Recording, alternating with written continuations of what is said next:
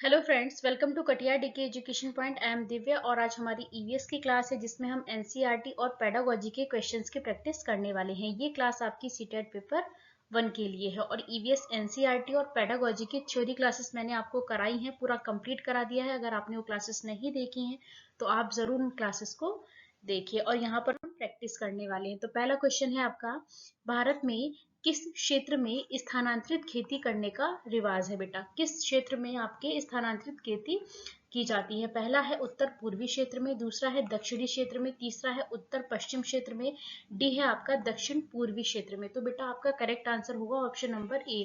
कहाँ, किस क्षेत्र में स्थानांतरित खेती करने का रिवाज है? तो बेटा उत्तर पूर्वी क्षेत्र में। कहाँ पे? उत्तर पूर्वी क्षेत्र में स्थानांतरित खेती करने का रिवाज है। तो पहला ऑप्शन आपका बिल्कुल करेक्ट हो जाएगा। अगला क्वेश्चन है, एक फसल को काटने के पश्चात खेत को कुछ वर्षों के लिए खाली छोड़ दिया जाता है। एक फसल को काटा, उसके पश्चात क्या किया जाता है? खेत को कुछ वर्षों के लिए बिल्कुल खाली छोड़ दिया जाता है, उसमें कोई भी फसल नहीं उगाई जाती है। इस भूमि में बांस या अन्य खरपतवार जो भी उग जाता है उसको उखाड़ा नहीं जाता, काट कर जला दिया जाता है। तो मतलब उसमें क्या है कि जो भी वहां पर बांस या जो भी खरपतवार जो है वो उग जाते हैं उसको बिल्कुल उखाड़ते नहीं, उसको वहीं पर गिराकर क्या करते हैं? जला दिया जाता है, खेत में गिराकर जला दिया जाता है।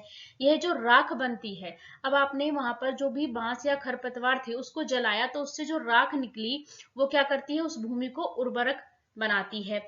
और जब यह भूमि खेती के लिए तैयार हो जाती है तो इसे हल्का हल्का सा खोदा जाता है। कैसे? हल्का हल्का सा खोदा जाता है। भूमि को जोता नहीं जाता है, मतलब गहरी जुताई नहीं की जाती है। क्या करते हैं बेटा? हल्का हल्का सा खोदा जाता है और उसमें क्या करते हैं? बीजों को छिड़क देते हैं।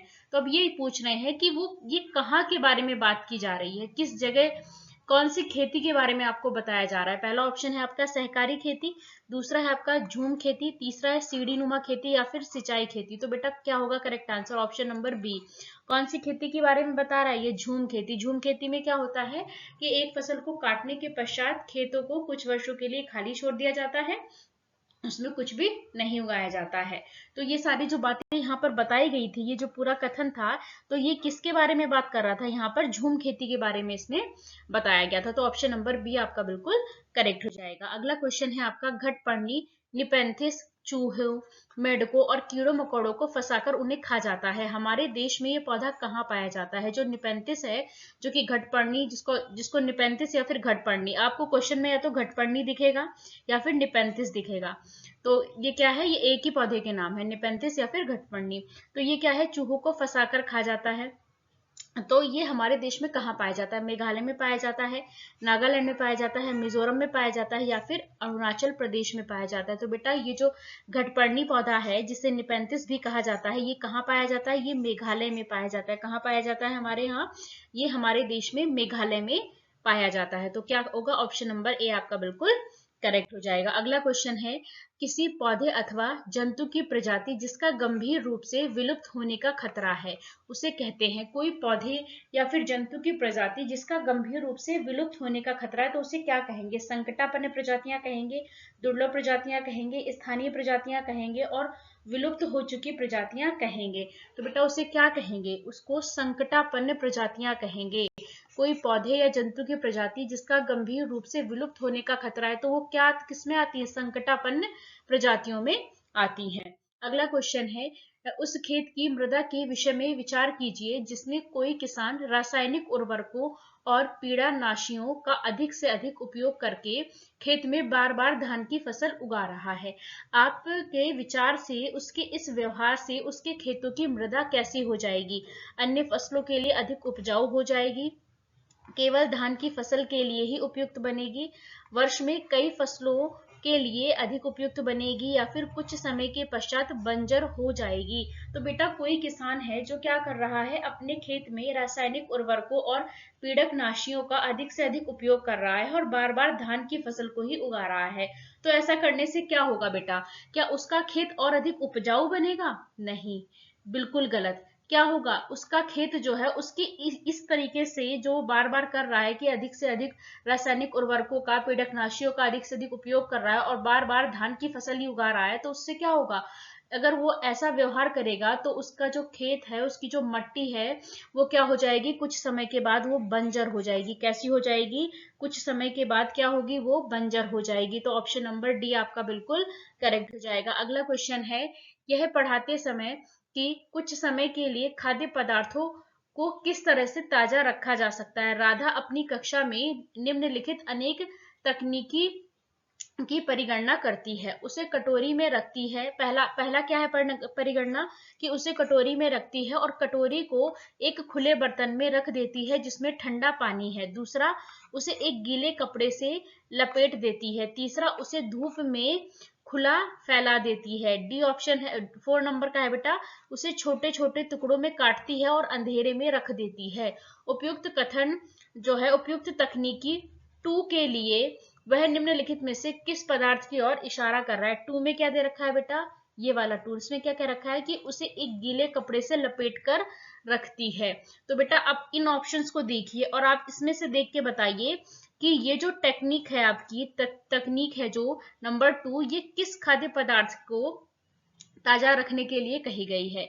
कि उसे गीले कपड़े में लपेट कर रख देती है। तो क्या पके हुए चावल को गीले कपड़े में लपेट कर रखा जाता है, या फिर काजू की बर्फी को, या फिर प्याज लहसुन को, या फिर हरे धनिए को। तो आपको पता होगा, आपने देखा भी होगा और कुछ लोगों ने किया भी होगा।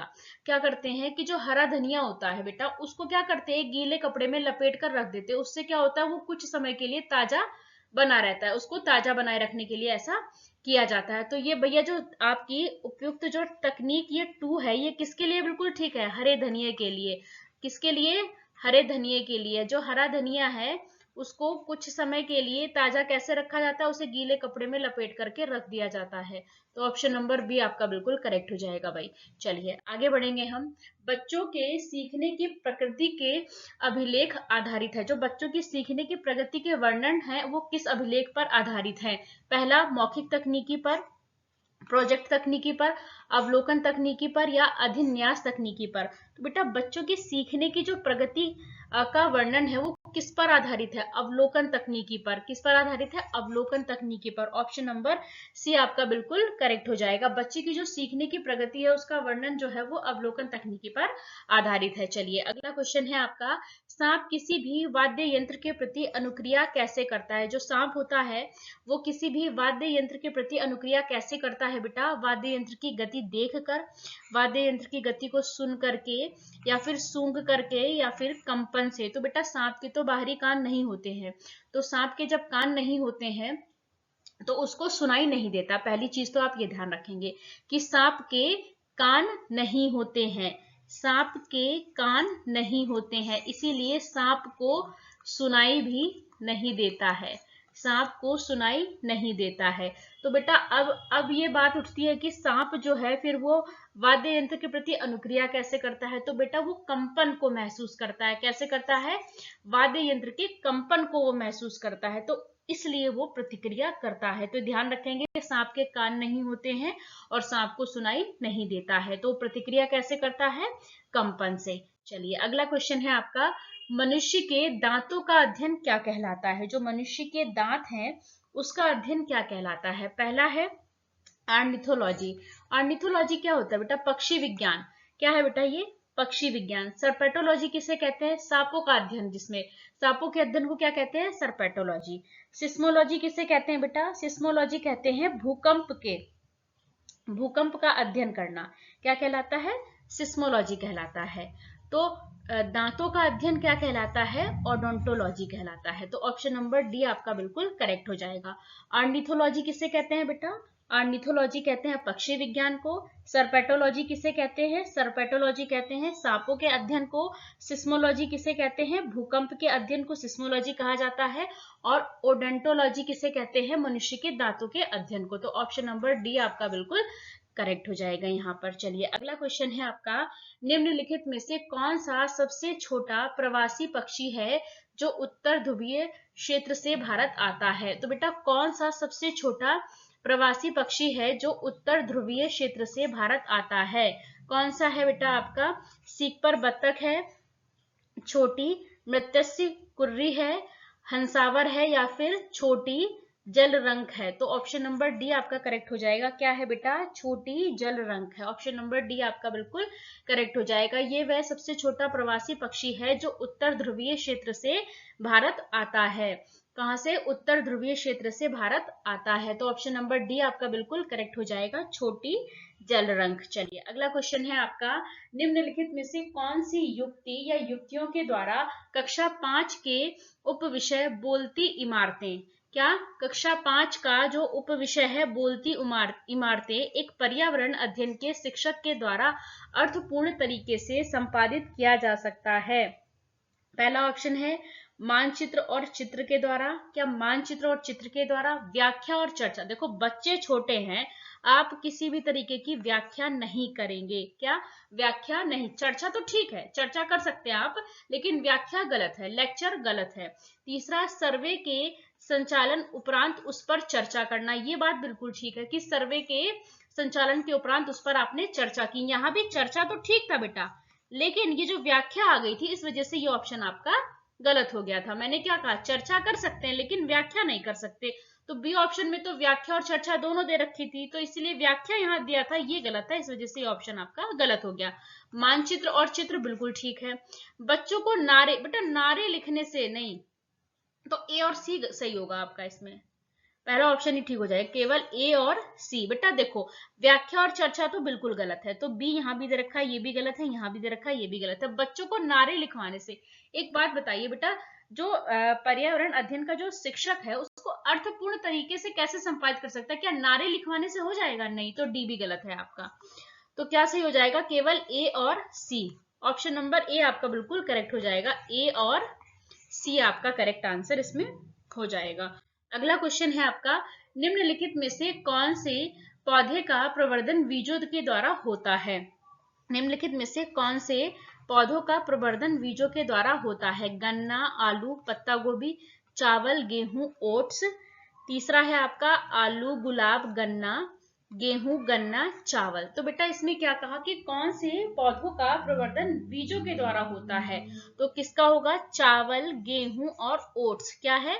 चावल, गेहूं और ओट्स। ऑप्शन नंबर बी आपका बिल्कुल करेक्ट हो जाएगा, चावल, गेहूं और ओट्स। चलिए अगला क्वेश्चन है आपका, पर्यावरण अध्ययन में पानी की उपलब्धता और इसके पुनः उपयोग या पुनर्चक्रण सिखाने के लिए सबसे उपयुक्त रणनीति हो सकती है?